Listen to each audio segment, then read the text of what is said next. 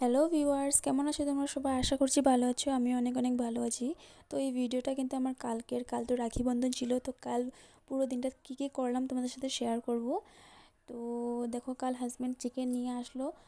তো কাল রেসিপিতে কিন্তু অনেক কিছুই ছিল, সবটা আমি তোমাদের সাথে শেয়ার করতে পারলাম না, কারণ ভিডিওটা অনেকটা লং হয়ে যাবে। তারপর দেখো, কাল কিন্তু আমি পাটাতে পিষিনি, মিক্সচার গ্রাইন্ডার গ্রাইন্ড করে নিয়েছি। অনেক শর্ট টাইম ছিল আমার কাছে। তারপর বোনরা চলে আসলো হাজব্যান্ডকে রাখি পরানোর জন্য। এদিকে আমি দেখো চিকেনটা ম্যারিনেট করে নিয়েছি, তারপর ডাল বসিয়ে দিয়েছি, তারপর চিকেনটাও বসিয়ে দিয়েছি। সব কিছু একটু একটু ক্লিপস নিয়ে নিয়েছি। তারপর রান্নার মাঝে দিয়ে আবার বোনদের সাথে গিয়ে কথা বলে নিয়েছি। তারপর ওরা এক এক করে হাজব্যান্ডকে রাখি পড়াতে শুরু করে দিয়েছে। টোটাল 4 জন এসেছিলো। তো সবাইকে আমি ভিডিও ক্লিপস নিয়ে নিলাম, ছোটো শর্টলি আমি ভিডিও ক্লিপস নিয়ে নিয়েছি। ও আরেকটা কথা তোমাদের সাথে শেয়ার করতে ভুলে গেছি, ডিমাপুর থেকে আমার ননদ এসেছে, আর লিদু থেকে আমার দেওর এসেছে।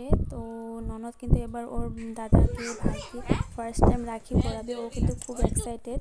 তো দেখো, এদিকে ওর ভাই আর দাদা দুজনেই বসে পড়েছে। এদিকে ননদ দেখো দুজনকে রাখি খুব সুন্দরভাবে পরিয়ে দিচ্ছে। ও কিন্তু খুব হ্যাপি, এই বছর ফার্স্ট রাখি ওর।